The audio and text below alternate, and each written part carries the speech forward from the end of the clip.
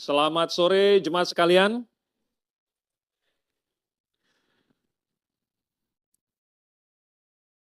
Jadi kebaktian yang kedua untuk hari ini, kebaktian sore adalah untuk yang idealnya adalah untuk yang kembali lagi sesudah tadi pagi kebaktian. Karena selalu ada suatu persekutuan yang indah. Kalau kita benar-benar mencari Tuhan dan kita meluangkan waktu, mengorbankan mungkin waktu atau istirahat kita atau waktu pribadi kita. Nah, Tuhan tidak akan mengabaikan pengorbanan kita. Barang siapa yang mencari dia akan mendapat. Yang mengetuk pintu, baginya pintu akan dibukakan. Yang meminta daripadanya, bukan meminta MBG nanti dikasih, bukan begitu ya. Yang meminta hal-hal rohani akan dikasih. Maka bagi kita yang setia dan yang sungguh-sungguh merindukan pembelajaran akan firman Tuhan dan persekutuan, maka pasti Tuhan akan memberikannya. Mari kita buka Alkitab di dalam 1 Raja-Raja pasal ke-18. Masih tentang Ahab. Karena Ahab ini adalah seorang raja yang banyak dibahas oleh Alkitab, maka banyak juga dibahas. Dan ada pelajaran-pelajaran yang sangat indah yang bisa kita dapatkan dari hal-hal yang dilakukan Ahab yang harus kita hindari. Kita baca pasal 18 ayat 16 sampai 19. Ini pendek sekali, cuma 4 ayat. Kita akan baca secara bersama-sama, saya hitung 1, 2, 3, kemudian kita mulai ayat yang ke-16. Hari menjadi gelap. 1 detik saja. Oke, saya hitung. 1, 2, 3. Lalu pergilah Obaja menemui Ahab dan memberitahukan hal itu kepadanya. Kemudian Ahab pergi menemui Elia. Segera sesudah Ahab melihat Elia, ia berkata kepadanya, "Engkaukah itu yang mencelakakan Israel?" Jawab Elia kepadanya, "Bukan aku yang mencelakakan Israel, melainkan engkau ini dan kaum keluargamu, sebab kamu telah meninggalkan perintah-perintah Tuhan, dan engkau ini telah mengikuti para Baal. Sebab itu, suruhlah mengumpulkan seluruh Israel ke Gunung Karmel. Juga nabi-nabi Baal yang 450 orang itu, dan nabi-nabi Asyera yang 400 itu, yang mendapat makan dari meja istana Izrael." Mari kita berdoa dulu. Bapa di surga, terima kasih Engkau mengasihi kami, dan Engkau memberikan kami satu hidup yang baru. Kami mau menjalaninya dengan lurus sesuai dengan perintah-perintah-Mu.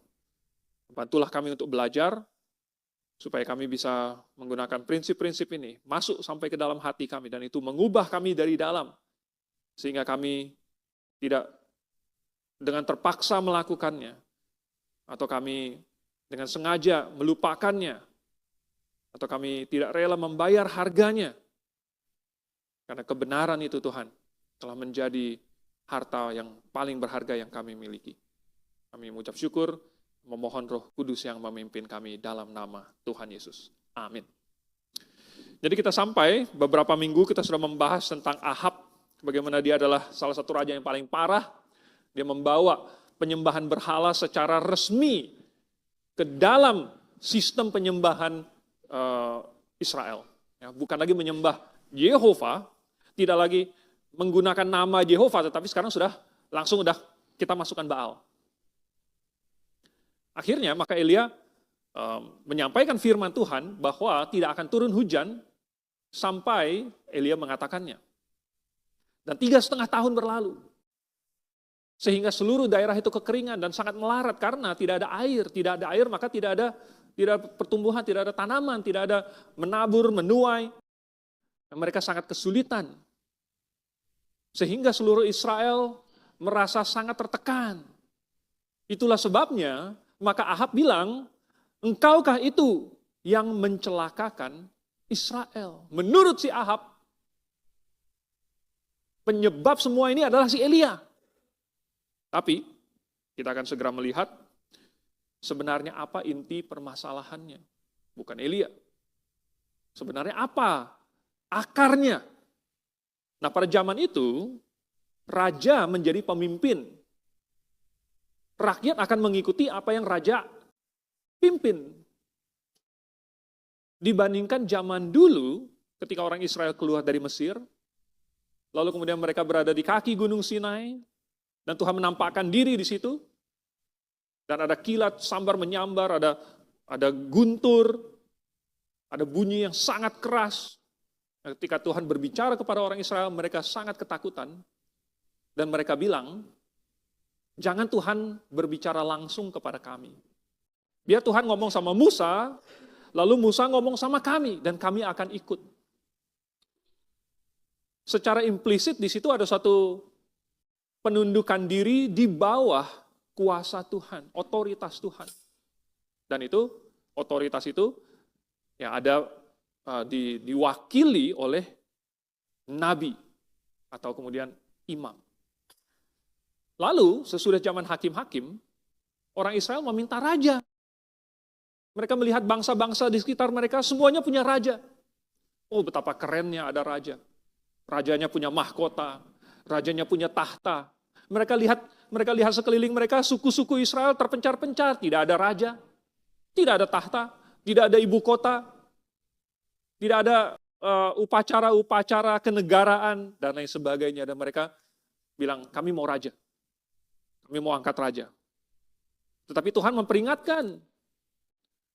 Karena mereka menolak Tuhan, mereka meminta raja, mereka mau mengangkat dari antara mereka sendiri, seorang raja untuk berkuasa atas mereka, bahwa nanti mereka harus mengikuti, mereka akan mengikuti apa yang dipimpin oleh raja itu. Kalau rajanya baik, maka akan dipimpin ke arah Tuhan. Maka bangsa Israel akan baik. Dan itu terjadi selama pemerintahannya Daud. Sempat hampir keluar jalur ya, waktu pemerintahannya Saul, tetapi kemudian Tuhan balikkan kembali dengan mengangkat Daud menjadi raja. Sesudah itu, Salomo menggantikan, awalnya baik, tetapi belakangannya malah menyimpang. Dan ini menjadi suatu pola bagi raja-raja sesudah Salomo. Suatu jerat bagi orang Israel. Akhirnya, sesudah Salomo ada anaknya Rehabeam, lalu kemudian pecahannya adalah Yerobeam. Dan mulai dari Yerobeam ini mereka menyembah berhala. Dan akar permasalahannya sebenarnya ada pada itu. Nah, yang dipanggil oleh Elia di sini adalah rajanya. Karena si raja ini mewakili seluruh bangsa. Karena bangsa ini kan mengikuti apa yang rajanya atur, yang dipimpin oleh rajanya. Jadi kalau bangsanya ini ngaco, kalau bangsanya ini meninggalkan Tuhan, maka secara tidak langsung itu sebenarnya adalah mengikuti pengarahan dari rajanya. Rajanya adalah representasi dari rakyatnya. Jadi bisa dikatakan bahwa biang keroknya atau akar permasalahannya ada pada rajanya sendiri, Ahabnya. Dan itu memang sudah kita baca. Ya, apa yang Ahab lakukan. Bagaimana dia memasukkan penyembahan Baal, kemudian Asyera ke dalam. Dia mengambil putri dari Raja Baal, Raja Sidon. Suatu negara yang menyembah Baal. Itu dijadikan istri. Oleh sebab itu, maka ketika Elia memanggil Ahab, sebenarnya Tuhan sudah siap untuk menyelesaikan permasalahan. Tuhan mau memberikan suatu solusi. Maka Tuhan panggil raja yang mewakili. Oke. Lalu sekarang kita mau melihat dari sudut pandangnya Ahab. Nanti kita mau melihat dari sudut pandangnya Elia. Tapi nanti belakangan kita lihat yang Ahab dulu. Jadi, sekali Ahab ketemu dengan Elia, dia langsung bilang apa? Engkaukah itu yang mencelakakan Israel. Jelas bahwa Ahab tidak menyadari kesalahan dia sendiri. Ahab menyalahkan siapa? Elia. Engkaukah itu yang mencelakakan Israel? Bukan salah dia, salah Elia. Ya. Nah ini ciri khasnya. Ya. Ada masalah, ada malapetaka, ada kesialan, ada kegagalan, ada kesulitan atau apa. Siapa yang disalahkan? Semua faktor eksternal disalahkan, kecuali diri sendiri. Ya. Bosnya yang salah, karyawannya yang salah, temannya yang salah, ya. Mungkin kucingnya yang salah, pokoknya semua yang lain salah kecuali dirinya sendiri. Ini bisa dikatakan adalah sikap yang tidak rendah hati. Kalau ditegur, malah mau menegur balik. Ya. Kalau ditunjukkan kesalahannya, malah mencari-cari kesalahan orang yang menegurnya. Ini namanya sikap yang tidak rendah hati. Ya. Bagaimana seseorang bisa memperbaiki kekurangannya kalau dia sendiri tidak bisa menyadari bahwa dia punya kekurangan? Nah, bagaimana dia bisa menyadari kekurangan kalau dia ditegur tetapi dia malah mau menegur balik? Kalau dia tidak bisa menerima ini. Nah, apa akibat dari sikap tidak rendah hati ini? Bisa dikatakan juga ini adalah tandanya. Sehingga kalau kita lihat ini, kita bisa dengan keyakinan yang cukup tinggi, mendekati 95% ke atas, ini adalah tanda, ini kurang rendah hati. Apa tandanya? Atau apa akibatnya? Kalau ada sikap tidak rendah hati ini, akibatnya adalah kemarahan. Makanya si Ahab di sini marah sama Elia. Ya. Makanya dia pergi kemana-mana mencari Elia. Dan kalau dia mau ketemu Elia, dia mau tangkap Elia.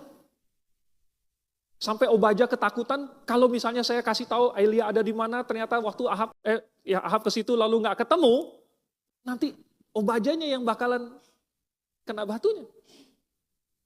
Kemarahan ini adalah tanda dari sikap yang tidak rendah hati. Bisa kemarahan terhadap orang lain, bisa kemarahan terhadap situasi, yang jelas marah nggak pernah terhadap dirinya sendiri. Nah, faktor-faktor yang eksternal ini menjadi kambing hitam dan menjadi sasaran pelampiasan kemarahan. Sedangkan, seandainya seseorang bisa melihat dirinya sendiri sebagai salah satu pihak, minimal salah satu pihak yang bertanggung jawab, maka dia tidak akan marah. Karena kemarahan sebenarnya adalah upaya untuk mengalihkan tanggung jawab ke pihak eksternal. Sebenarnya dirinya yang salah, tapi dia mau mengalihkan, jadi akhirnya dia marahin orang lain. Ya. Dia marahin seolah-olah yang salah orang lain. Kemarahan itu adalah usaha untuk mengalihkan tanggung jawabnya. Bukan saya yang salah. Contohnya, misalnya, kalau kalian ingat ahli Taurat, orang Farisi, orang Saduki, ya, ditegur oleh Tuhan Yesus. Tuhan Yesus dengan sangat tepat menunjukkan bukan saja kesalahan doktrinal mereka, tetapi kemunafikan mereka. Sudah secara doktrinal salah, secara moral mereka juga salah. Mereka marah. Mereka sangat marah. Sampai mereka bertekad, pokoknya mereka harus membunuh Tuhan Yesus. Mereka akan cari cara. Kalau tidak bisa membunuh Tuhan Yesus dengan terang-terangan, mereka akan membunuh dia dengan diam-diam. Nah, kira-kira selama mereka marah kepada Tuhan Yesus, bisakah mereka bertobat? Selama mereka mencari-cari kesalahan Tuhan Yesus. Kan mereka, ayo kita tes Tuhan Yesus, kita kasih pertanyaan yang susah-susah. Ya, supaya kalau Tuhan Yesus salah jawab, kita punya alasan untuk menyalahkan Tuhan Yesus. Akhirnya mereka muncul dengan suatu kasus hipotetis yang tidak mungkin ada duanya. Kalau ada seorang wanita bersuami, belum punya anak, kemudian suaminya meninggal, kemudian menikah dengan saudaranya laki-laki, masih belum punya anak, meninggal lagi, dan menikah dengan saudaranya laki-laki lagi, seterusnya sampai 7 kali. Terus ditanyakan nanti pada akhir zaman, siapa suami dari wanita itu? Karena 7-7-nya bersaudara itu semuanya sudah bersuamikan dia. Wah, mungkin maksud mereka pikir mereka sudah sangat pintar. Bisa menemukan suatu kasus hipotetis yang tidak ada jawabannya. Nah, kalau Tuhan Yesus jawab begini, nanti ada salahnya. Kalau Tuhan Yesus jawab begitu, ada salahnya lagi. Selama mereka cari-cari kesalahan Tuhan Yesus, bisakah pikiran mereka terbuka terhadap kebenaran? Selama mereka mencari kesalahan, kebenaran apakah yang akan mereka temukan? Yang mereka ketemu adalah kesalahan, karena itu yang mereka cari. Carinya salah lagi, cari kesalahan kepada Tuhan Yesus. Kalau mau cari kebenaran kepada Tuhan Yesus, dapat. Kalau cari kesalahan kepada Tuhan Yesus, nggak dapat. Oleh sebab itu ketika seseorang marah, maka dia tidak akan memperbaiki dirinya sendiri. Ketika seseorang tidak ada sikap rendah hati, maka dia tidak ada ruang untuk perbaikan diri. Ada contoh lain lagi. Yohanes Pembaptis menegur Herodes, karena Herodes mengambil Herodias. Padahal itu adalah istri dari Filipus, saudaranya. Ditegur sama Yohanes Pembaptis. Tetapi apa hadiah bagi Yohanes Pembaptis? Di penjara. Nah, loh. Ya. Jadi teguran yang tujuannya untuk mengembalikan kepada kebenaran malah diganjar dengan penjara. Kira-kira dengan egonya itu yang tidak mau ditegur oleh Yohanes Pembaptis, maukah Herodes masih mendengarkan khotbahnya Yohanes? Tidak mungkin. Selama ada kemarahan dalam dirinya, dia tidak akan mau mendengarkan Yohanes. Selama dia tidak bisa menerima, selama dia tidak bisa merendahkan dirinya, tidak akan bisa menerima. Contoh lain lagi. Di Indonesia. Ya. Baru-baru ini viral. Ada yang sudah salah, berkelit karena artikulasinya kurang jelas. Ya. Salah dia, padahal sudah salah dengar. Tapi karena dia tidak mau mengakuinya, jadi dia bilang, udah. Makanya artikulasi itu sangat penting. Ya. Sampai viral kemana-mana. Nggak tahu kalian ada mendengar yang viral seperti ini atau enggak ya? Jadi, jurinya yang salah, tapi saya dengar katanya malah yang mengupload videonya, jadi si anak ini yang diancam disuruh untuk take down semua videonya. Wah, diancam dia, katanya depresi, nggak bisa tidur berhari-hari. Karena ada yang mengancam dia. Padahal bukan dia yang salah. Dia memprotes karena dia merasa benar. Yang salah orang lain, tetapi yang lebih galak siapa? Yang salah, yang lebih galak. Kenapa yang galak itu yang salah? Karena karena itulah tanda dari itu yang saya bilang. Kalau ada kemarahan, itu tanda dari apa? Sikap tidak rendah hati. Sudah salah, bukannya minta maaf, bukannya memperbaiki, malah mengancam. Bukankah sudah banyak kasus ini? Ini mah cuma kasus kecil. Cuman masalah minus 5 atau plus 10. Ya kan? Masalah kecil sekali. Palingan hadiah berapa banyak sih itu, berapa besar. Masih lebih banyak kasus tentang penistaan agama di Indonesia. Kasus penistaan agama. Menggunakan pasal penistaan agama untuk memenjarakan, untuk mengkriminalisasi orang-orang yang berbicara dan mengatakan pendapat atau mengatakan kebenaran. Sesungguhnya kalau mengatakan kebenaran itu harus masuk penjara, saya tidak takut. Kalau mengatakan kebenaran dianggap menista agama, maka saya menista agama. Kalau mengatakan kebenaran adalah menista agama, maka saya tidak takut. Karena apa?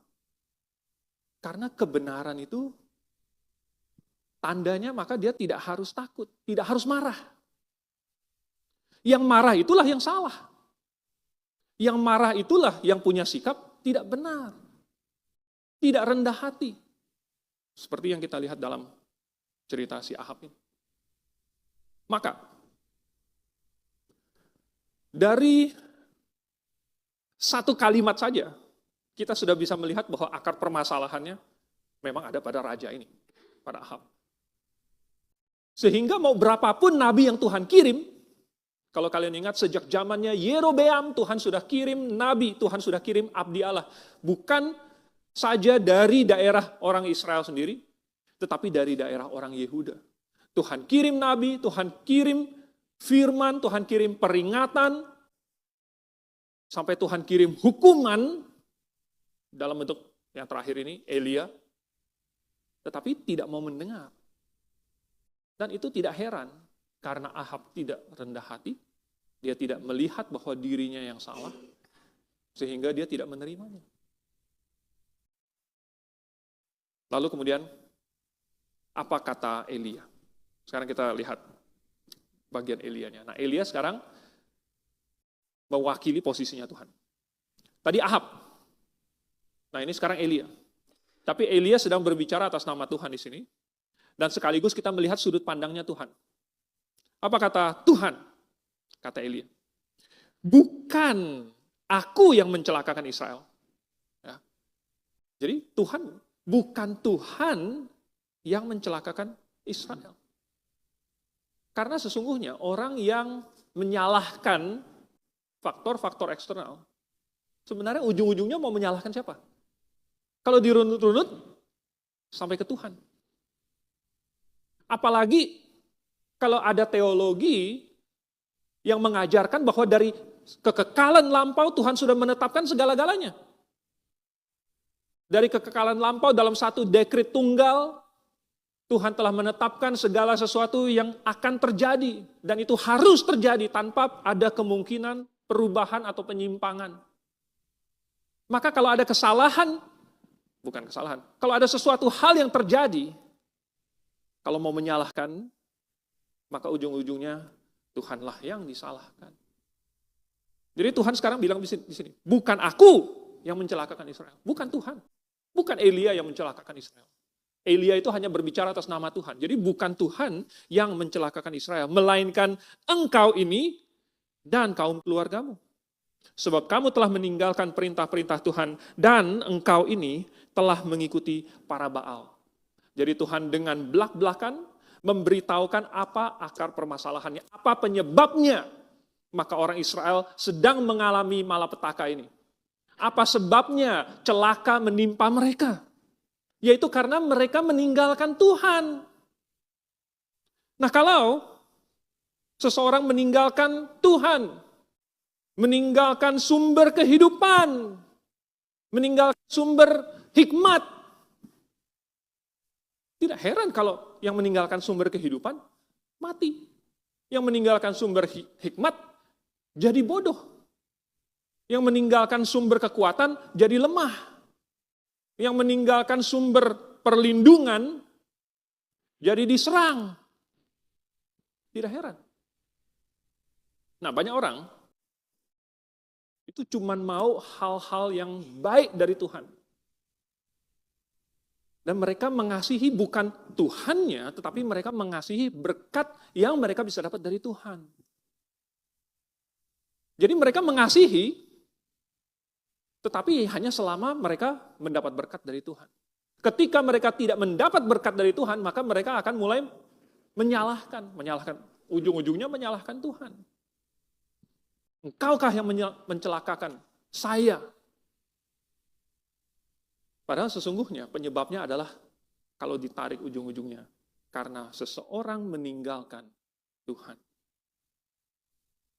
Nah, ada cerita, mungkin kalian pernah dengar, karena ini dulu saya baca waktu saya masih kecil.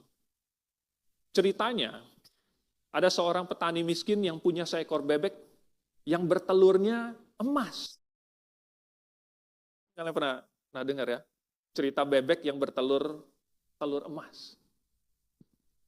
Dan si petani miskin ini sangat sayang kepada bebeknya ini. Itu bebek kesayangannya. Dan karena bebeknya ini merasa disayang, maka dia akan bertelur emas. Dari situ, si petani miskin ini bisa hidup. Tetapi tetangganya, petani yang kaya, melihat bahwa tetangganya ini punya bebek yang bertelurnya emas. Maka timbullah iri di dalam hatinya, dan dia menginginkan bebek itu. Dia pikir kalau saya bisa punya bebek ini, maka saya akan punya semua emas yang saya inginkan. Lalu kemudian dia mencuri bebek itu. Dia curi bebek itu, dan dia pikir, ini, sekarang, ayo bertelur. Ya, bertelurlah. Mana telur emasnya? Dia tungguin. Tetapi karena bebeknya ketakutan, maka tidak ada telur emasnya. Kesal dia. Dia kurung bebek itu. Dia kurung bebeknya. Ini, kamu tidak akan saya kasih makan sebelum kamu menelurkan telur emas bagi saya. Kelaparan. Tidak bertelur. Bebek ini akhirnya sudah dipaksa begitu, akhirnya bertelur juga. Keluar sebutir telur emas. Orang kaya ini girang sekali. Akhirnya saya berhasil mendapatkan apa yang saya inginkan. Bagus, selanjutnya ayo bertelur terus. Maka dia akan menunggu terus telur dari bebek ini. Lalu, lama-lama dia menjadi tidak sabaran karena terlalu sedikit, terlalu lama bertelurnya. Jadi dia mulai melihat-lihat ini, si bebek ini di dalam perutnya ini ada berapa banyak telurnya. Lalu dia mulai mengasah pisaunya, ya kan? Lalu dia menjadi dokter hewan, ini dokter bebek gitu. Lalu dia belah perut si bebek ini. Dia belah, keluarlah darah dan tidak ada telur emas lagi di dalamnya. Bebek itu pun mati. Sehingga dia tidak punya bebek, tidak punya telur emas. Tentu pelajarannya adalah ya untuk anak kecil ya, jangan tamak begitu ya. Dan mungkin tidak bisa saya samakan juga bahwa Tuhan itu bebek. Juga Tuhan tidak bertelur emas. Tetapi orang yang tamak itu, dia hanya mencintai telur itu. Dia bukan mencintai bebeknya. Beda dengan pemilik asli dari bebek itu yang memang mencintai bebeknya. Sehingga memang bebek itu bertelur emas buat dia. Bukankah banyak orang Kristen yang menganggap Tuhan itu bebek? Dan menunggu-nunggu terus mana telur emasnya Tuhan. Karena setiap kali berdoa juga mintanya telur emas. Terus kalau Tuhan tidak kasih, firman Tuhan ini kemudian, saya nggak mau baca lagi. Ya. Nanti ke gereja, saya nggak mau ke gereja lagi. Ngambek dia. Dan lain sebagainya. Masa marah dia sama Tuhan? Jadi sebenarnya dia bukan mengasihi Tuhan. Dia mengasihi berkat yang mungkin dia bisa dapat dari Tuhan. Jadi kalau seseorang, dia meninggalkan Tuhan, karena dia tidak mengasihi Tuhan. Dia tidak kenal Tuhan. Dia tidak menginginkan perintah-perintah Tuhan. Dia tidak peduli dengan Tuhan. Maka inilah akar permasalahan dalam hidupnya. Jangan berpikir bahwa permasalahan yang dialami itu adalah karena tidak ada hujan. Tidak ada hujan hanyalah setitik kecil dari permasalahan orang Israel. Buktinya tidak ada hujan, Tuhan bisa memelihara Elia di tepi sungai Kerit. Bahkan ketika air sungai Kerit itu sudah kering, Tuhan bisa pelihara Elia dan janda di Sarfat. Jadi bagi Tuhan, kekeringan itu bukan masalah. Dan seandainya, ya siapapun di Israel gitu, atau seandainya mereka setia kepada Tuhan, Tuhan pun bisa memelihara dia. Jadi kekeringan atau tidak ada hujan, itu hanya sebagian kecil dari masalah. Masalah Ahab, masalah Israel pada waktu itu. Masalah yang sesungguhnya adalah bahwa mereka telah meninggalkan Tuhan. Karena mereka tidak mengasihi Tuhan. Mereka tidak mau kenal dengan Tuhan. Mereka tidak mau bertobat. Sekalipun Elia sudah memperingatkan mereka. Mereka tidak mau bertobat. Nah, jangan salah paham. Hukuman Tuhan itu bukan karena Tuhan dendam. Ya, bukan karena Tuhan kesel. Ya, karena kadang-kadang ada orang tua yang tidak berhikmat, dia pukul anaknya yang bersalah. Karena apa? Oh, anaknya ini telah bikin dia kesel sekali. Karena dia kesel, maka dia pukul anaknya. Tuhan tidak seperti itu. Ya. Kalau Tuhan menghukum, bukan karena Tuhan pengen melihat yang bersalah ini mampus gitu. Bukan. Kenapa? Apa prinsipnya? Kenapa Tuhan tidak seperti itu? Yang pertama, karena Tuhan itu adalah seorang hakim. Dan seorang hakim itu tugasnya adalah untuk mengaplikasikan hukum. Mengaplikasikan kebenaran. Apa yang seseorang perbuat akan diukur berdasarkan hukum. Akan dibandingkan dengan hukum, apakah melanggar atau tidak. Maka seorang hakim akan menilai itu, lalu kemudian menjatuhkan keputusan berdasarkan hukum yang berlaku. Nah, karena Tuhan adalah hakim yang adil, maka keputusan Tuhan, kalau itu adalah hukuman yang adil. Bukan karena Tuhan emosi, bukan karena Tuhan menyimpan dendam, bukan karena Tuhan mau membalas, tetapi Tuhan adalah hakim yang adil. Dan Tuhan selalu memberitahukan ini secara terang-terangan, pahit-pahitan di muka. Tuhan tidak pernah menyembunyikan konsekuensi dari dosa dari manusia. Di Taman Eden Tuhan memberikan perintah kepada Adam dan Hawa, sekaligus Tuhan kasih tahu konsekuensi jikalau mereka melanggar. Setiap kali ada perintah, Tuhan selalu memberikan juga konsekuensinya. Tadi saya singgung tentang di Gunung Sinai. Tuhan bilang jangan menyentuh itu kaki gunung itu. Kalau menyentuh, akibatnya mereka akan mati. Tuhan sekalian kasih larangannya, sekaligus kasih konsekuensi dari melanggar larangan tersebut. Selalu seperti itu. Jadi Tuhan fair. Karena Tuhan adalah hakim yang adil. Maka ketika seseorang melanggar, ketika dia meninggalkan Tuhan, maka sebagai hakim, Tuhan akan memastikan bahwa konsekuensi dari dosa itu akan dijalankan. Lalu yang kedua, Tuhan punya sifat mengasihi. Tuhan itu seperti orang tua yang mengasihi. Oleh sebab itu ketika Tuhan melihat anaknya itu salah, insting pertama Tuhan itu bukan mau mempiteskan anaknya, mau mematikan anaknya, tidak. Insting dari seorang tua adalah untuk mendisiplinkan anaknya dengan kasih. Ada cerita, saya baca, yang menulisnya adalah Dennis Miller. Dia tulis begini, dia punya anak laki-laki masih muda, dan dia mau main ke rumah temannya. Dia mau main ke rumah temannya tidak jauh sebenarnya, cuma jalan beberapa blok saja. Jadi beberapa kali itu papanya akan anterin anaknya ini. Karena anaknya masih kecil, ya, dianterin jalan kaki aja sampai kenal. Nah, lama-lama anak ini minta dia mau pergi sendiri. Papanya pikir juga oke, ya. Jalannya tidak jauh, asalkan dia bisa belajar mandiri, ya, boleh dia jalan sendiri ke rumah temannya itu.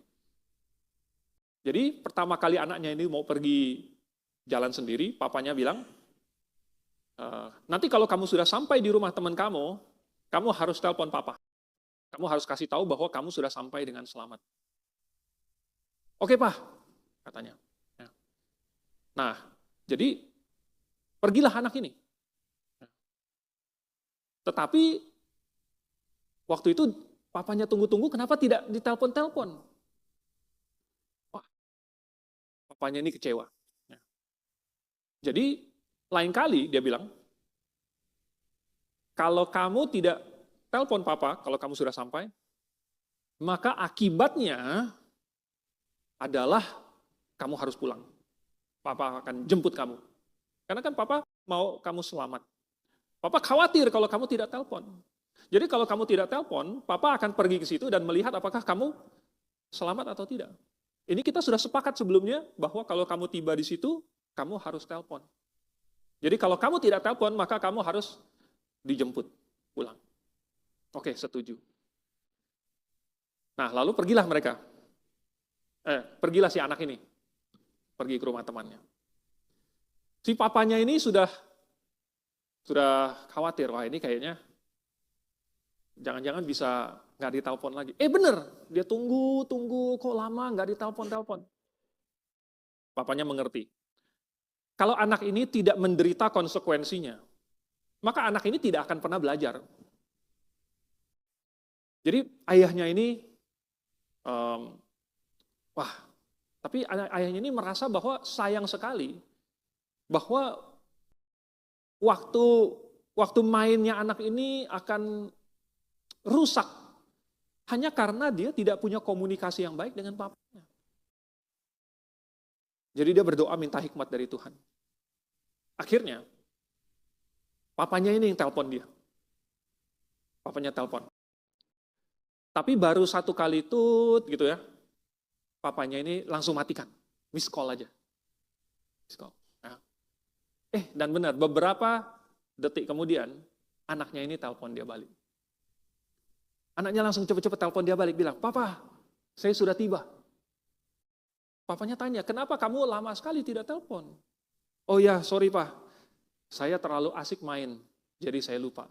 Tapi waktu saya dengar Papa telepon saya langsung ingat. Bagus. Ya.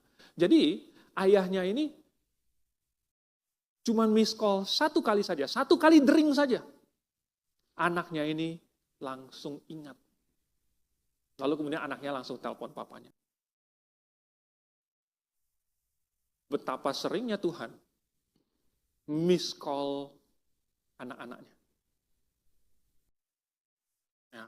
Betapa seringnya Tuhan mengirimkan miss call, pesan singkat. Gitu ya. Masalahnya pesan singkatnya ini bisa sampai 1 jam kalau Pak Steven yang khotbah. Gitu kan. Tapi itu masih singkat, karena kalau dibandingkan dengan Alkitab ini, coba bayangin. Ya. Kalau orang Israel waktu itu mereka pergi ke Yerusalem waktu lagi hari raya, mereka harus berdiri kemudian akan ada pembacaan hukum Taurat. Kira-kira pesannya itu seberapa singkat, yang Pak Steven ini masih sangat-sangat singkat. Jadi Tuhan sudah miss call, Tuhan ada kirim pesan singkat. Ya. Untung pesan saya tidak dibatasi cuma 16 karakter gitu kan. Tapi Tuhan ada kirim berbagai hal untuk mengingatkan anak-anaknya. Bukan Tuhan mau segera menghukum. Tuhan pertama-tama mau mengingatkan dulu. Tetapi kalau lama-lama diingatkan, makin lama makin mendesak tetap tidak mendengarkan, akhirnya perlu pendisiplinan. Makanya sampai dikirim Elia. Sampai akhirnya nggak hujan. Sampai mereka kesusahan. Tetapi tujuan dari seorang ayah selalu bukanlah supaya anaknya ini mati, tetapi supaya anaknya ini kembali. Itu bedanya. Nah, cerita Bapak ini mengingatkan kita bahwa kalau kita sudah mendapatkan suatu peringatan dari Tuhan, maka respon yang Tuhan inginkan itu adalah supaya kita kembali. Kita sudah melihat Ahab tidak rendah hati, tidak kembali. Mungkin Ahab nggak suka dengan Elianya. Nah, saya nggak suka kalau Elia yang tegur. Mungkin saya nggak suka mukanya Elia. Saya nggak suka jenggotnya mungkin. Saya nggak suka bajunya. Pakaian kulit ini, ikat pinggang dari kulit segala macam. Saya nggak suka dia makannya. Pokoknya kalau Elia yang ngomong, saya mau kirim nabi siapa lagi? Seringkali kalau Tuhan menyampaikan peringatan kepada kita, kita masih memandang-mandang siapa yang menyampaikan. Kalau orang yang kita suka, ya udah mungkin kita nggak marah. Kalau orang yang tidak kita suka, kita jadi marah. Bukankah itu adalah seorang anak yang tidak bijaksana? Tidak cukupkah bapaknya miss call dia sekali untuk mengingatkan bahwa perintahnya adalah seperti begini? Jangan-jangan kita sebagai anak, kita bukan saja lupa, tetapi kita sengaja mengabaikan. Karena kita memang lebih mengasihi hal-hal lain, mengasihi kenyamanan kita, mengasihi ego kita, mengasihi dosa kita dibandingkan Tuhan. Oleh sebab itu lalu kemudian Tuhan suruh supaya mereka mengumpulkan seluruh Israel, menyuruh Ahab mengumpulkan seluruh Israel ke Gunung Karmel plus nabi-nabi Baal dan nabi-nabi Asyera. Karena Tuhan ingin membuktikan, dan ini kita nanti akan bahas pada kesempatan berikutnya. Tuhan akan membuktikan siapa Allah yang hidup yang sesungguhnya. Tuhan suruh supaya mereka berkumpul. Ada suatu hal yang sangat penting, karena Tuhan ada pesan untuk mereka semua. Selama ini, karena mereka mengikuti raja yang menjauh dari Tuhan, maka mereka tidak mengenal Tuhan, dan mereka tidak mendengar suara Tuhan. Nah sekarang Tuhan mau menunjukkan kepada mereka, mau kasih lihat mereka. Tapi nanti kita akan lihat apa yang terjadi. Mari kita tundukkan kepala, kita berdoa. Bapa di surga, terima kasih kami punya suatu buku yang begitu convenient. Kami bisa bawa kemana-mana, kami buka setiap saat, kami pelajari terus. Dan akan memberikan kami sumber mata air kehidupan yang memuaskan kebutuhan rohani kami. Dan Tuhan kami berdoa supaya kami juga diberikan hikmat dan keberanian untuk mendengarkan dan melakukan perintah-perintah-Mu. Seandainya Tuhan kami silap, kami khilaf atau kami bahkan memberontak terhadap Engkau, mohon ampun, berilah kami peringatan dan kesempatan untuk memperbaikinya. Apabila kami masih nakal Tuhan, kami mohon kami mohon belas kasihan daripada-Mu supaya kami bisa tetap dibawa kembali kepadamu dengan cara apapun. Kami mengucap syukur dalam nama Tuhan Yesus. Amin.